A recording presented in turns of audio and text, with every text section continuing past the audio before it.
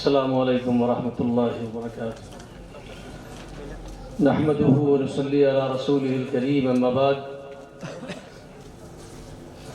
اعوذ باللہ من الشیطان الرجیم، بسم اللہ الرحمن الرحیم۔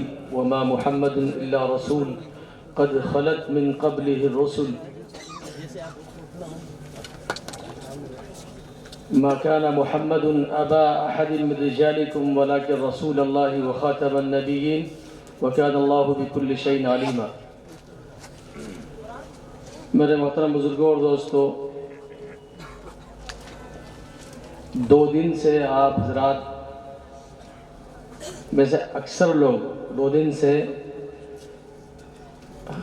تحفظ ختم نبوت کے سلسلے میں ہمارے معزز مہمانان کرام، جن میں خاص طور سے کرناٹک، کانپور، سہارنپور اور حیدرآباد، ان جگہوں سے آئے ہوئے ہمارے مربیین حضرات، جن کی رات دن تحفظ ختم نبوت کی محنت میں لگ رہے ہیں، وہ حضرات یہاں اتنا دور کا سفر کر کے تشریف لائے اور ان کے ارشادات سے، ان کے تجربات سے ہم نے فائدہ اٹھایا۔ اس مجمع میں بعض لوگ ایسے بھی ہیں جو آج ہی آئے ہیں۔ میں سمجھتا ہوں کہ جو حضرات کل سے ہیں ان کو اس کا اندازہ ہوگا کہ جو لوگ آج آئے ہیں ان کا کتنا نقصان ہوا ہے۔ یعنی اس پروگرام کی ہر مجلس ایسی تھی کہ جس کو ہم قضا نہیں کر سکتے۔ اس پروگرام کی ضرورت کیوں محسوس ہوئی اور ہمارے ساتھیوں نے اس پروگرام کو کیوں رکھا؟ ہمارا امت کا، ملت کا ایک مزاج بنا ہوا ہے کہ ملت بہت بڑے بڑے جلسے کرنا جانتی ہے۔ ٹھاٹے مارتے سمندر کی طرح عوام کا اکٹھا ہو جانا آسان ہے، اور چند گھنٹوں میں بہت سارے مقررین کا جمع ہو جانا اور ان کا کچھ نہ کچھ دین اور ملت کی بات کہہ دینا اور اس کے بعد لوگوں کا چلا جانا، یہ ہمارا ایک لمبا مزاج بنا ہوا ہے امت کا۔ کوئی زمانہ تھا ایسے جلسوں سے فائدہ ہوتا تھا، لیکن میری ناقص رائے ابھی یہ ہے، اور بہت سارے حضرات یہ بات کہتے ہیں، کہ اب اتنے بڑے پیمانے پر لوگوں کو اکٹھا کر کے اور جلسے کرانا اور دین کی بات کرنا، اس سے کوئی زیادہ فائدہ نہیں ہوتا۔ فائدے کی بات یہ ہے کہ جس عنوان پر لوگوں کو جمع کیا جا رہا ہے، اس عنوان کو جہاں تک ممکن ہو الف سے یا تک اس کا احاطہ کر کے اور وہ مضمون مخاطبین کے سامنے آئے۔ حالانکہ یہ ممکن نہیں ہے کہ 2 دن میں بھی کوئی بات اس طرح تحفظ ختم نبوت کی پوری بات سامنے آ جائے، لیکن بہرحال ایک نشست کے جلسے کے مقابلے میں 6 نشستوں والا جلسہ یہ یقیناً برابر ہوگا، فائدے والا ہوگا۔ تو اس سلسلے میں جب مشورہ ہوا تو اس مشورے میں چونکہ جو مزاج بنا ہوا ہے، اس مزاج کے تناظر میں ہمارے یہاں کے جو ساتھی ہمارا ساتھیوں کا ساتھ دیتے ہیں علماء کرام، ان میں سے اکثر کی رائے تھی کہ اس کو 1 دن کا ہی پروگرام رکھ لیں۔ لیکن جو ہمارے ساتھی اس کام میں لگے ہوئے ہیں، محنت کر رہے ہیں، ان کو اس کا اندازہ ہے، اور انہوں نے دوسری جگہوں پر، دوسرے صوبوں میں جا کر کے اس طرح کے پروگرام دیکھے ہیں، اور ان کو اس کے فائدے کا اندازہ بھی ہے کہ اس 2 روزہ یا 6 روزہ پروگرام کا کیا فائدہ ہوتا ہے۔ حضرت مفتی محمد سلمان صاحب منصور پوری دعوت برکاتہم، استاد حدیث فقہ دارالعلوم دیوبند نائب امیر الہند تشریف لا چکے ہیں۔ ہاں تو کیوں کھڑے ہو گئے؟ تو آپ لوگ اس طرح کھڑے ہوئے جو آگے جائے پردہ ڈال دیں.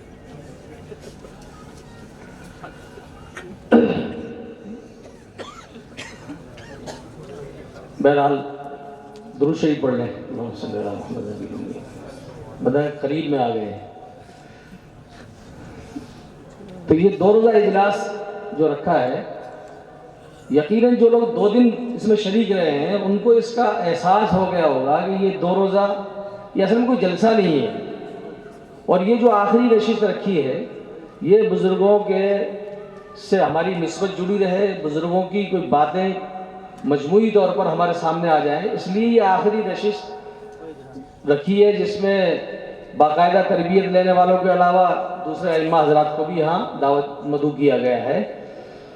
اصل مقصد اس کا وہ تربیتی نشستوں کا اور تربیتی کورس کے عمل میں لانے کا تھا. الحمدللہ اس سلسلے میں جب یہ پروگرام رکھا جا رہا تھا تو میں نے ان حضرات کو، مفتی ظہیر صاحب وغیرہ کو یہ کہا کہ بھائی تم یہ کہ نیا اقدام کر رہے ہو، لوگ آ جائیں گے نہیں آ جائیں گے 2 دن کے لیے؟ تو انہوں نے کہا کہ چاہے افراد کم آئیں لیکن ہم یہ پروگرام اسی طرح رکھیں گے جس طرح ہمارے ختم نبوت کے جو بڑے کر رہے ہیں. اور ان کا اور ان کے ساتھیوں کا جو عزم تھا وہ قابل دید ہے، قابل تعریف ہے کہ انہوں نے جو طے کر لیا اس کو الحمدللہ کیا، اور امید سے زیادہ لوگ یہاں آئے الحمدللہ. اللہ تعالیٰ ان کی محنت کو صحیح کو قبول فرمائے. مولانا شاہد صاحب قاسمی امام مسجد بڑوالی مسجد، انہوں نے بھی اپنے تاثرات میں یہ بات کہی تھی.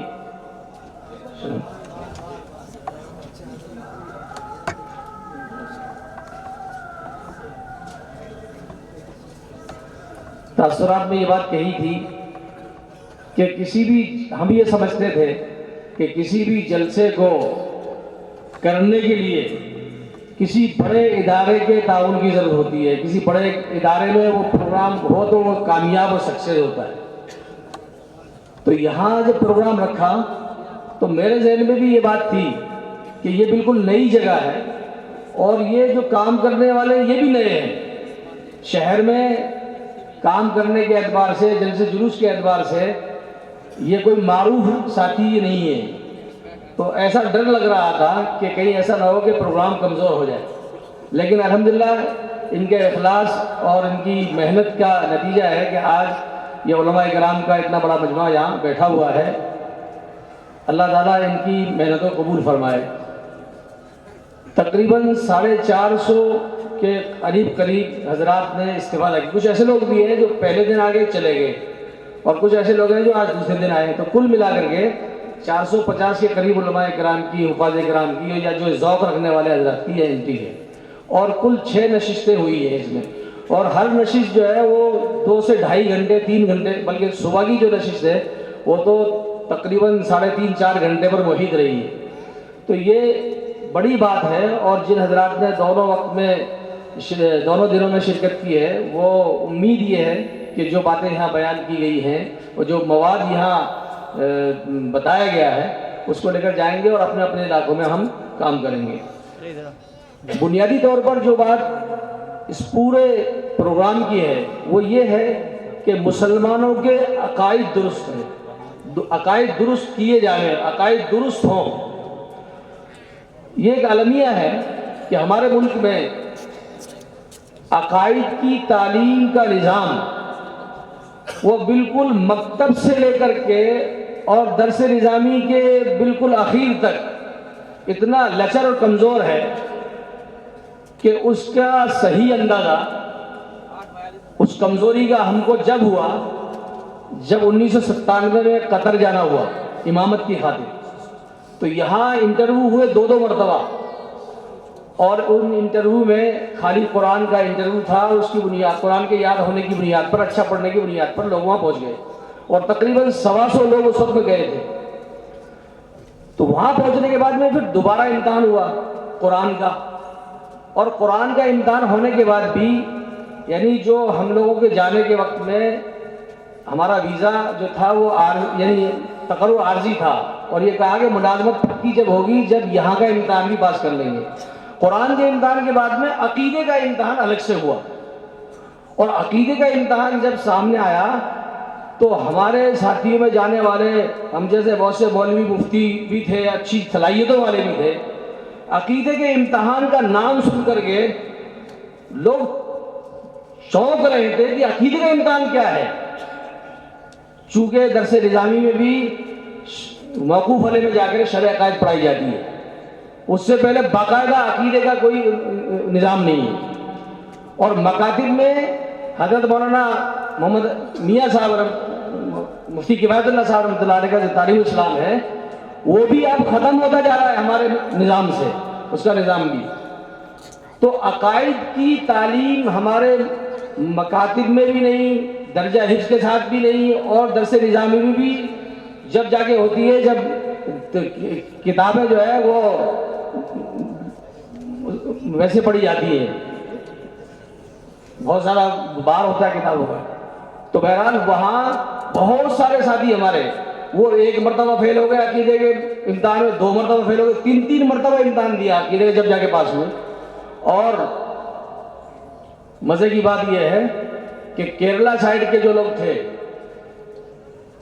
وہ پہلے امتحان میں پاس ہو گئے، اس لیے کہ ان کا رابطہ عرب ملکوں سے پہلے سے ہے، اور سسٹم ان کے یہاں عرب کا سسٹم بہت سارا ان کے یہاں رائج ہے، تو اس لیے ان کے یہاں ہندوستان میں کیرل وغیرہ کے علاقے میں عقائد کی تعلیم شروع سے دی جاتی ہے۔ وہاں جا کے ہم کو سب سے پہلے اس کا احساس ہوا، پڑھتا رکھا تھا لیکن کہ بھئی توحید کی کتنی قسمیں ہیں، توحید ربوبیت، توحید الوہیت، یہ ساری چیزیں وہاں جا کر کے باقاعدہ ذہن میں صحیح معنی میں آئی بات۔ تو اس لیے میری درخواست یہ ہے ہمارے علماء کرام سے کہ ہم عقائد کی تعلیم کا صحیح نظام اپنے بڑوں کے مشورے سے وہ بالکل ابتدا سے کریں۔ شاید دینیات والے جو ہے بمبئی والے، انہوں نے اپنے نصاب میں عقائد کو ساتھ رکھ کر کے اور نصاب بنایا ہے، اور اس کا فائدہ بھی ہو رہا ہے۔ میں سمجھتا ہوں کہ چونکہ بہت زیادہ وقت لمبا یہ جلسہ چلنے والا نہیں ہے، حکومت کی طرف سے بھی پابندی ہے، اور آپ حضرات بھی مغرب کے واسطے بیٹھے ہوئے ہیں، یہ یہاں سے ہم کچھ لے کے جائیں اور کوئی نہ کوئی کام کرنے کا عزم لے کے جائیں۔ یہ جو فتنے ہیں کتنے بھی گوہر شاہی ہے اور علی مرزا ہے، پتہ نہیں کون کون ہیں، وہ سب ان سے جو لوگ متاثر ہو رہے ہیں اسی وجہ سے متاثر ہو رہے ہیں کہ ان کے صحیح عقائد ہم نے ان کو بتایا ہی نہیں کہ اسلام کے عقائد صحیح کیا ہے۔ ہم اگر اس محنت کو کر لیں گے تو پھر ہمیں زیادہ کسی کے دفاع میں کھڑے ہونے کی ضرورت نہیں پڑے گی۔ اللہ تعالی ہمیں عمل کی توفیق عطا فرمائے۔ وآخر دعوانا الحمدللہ۔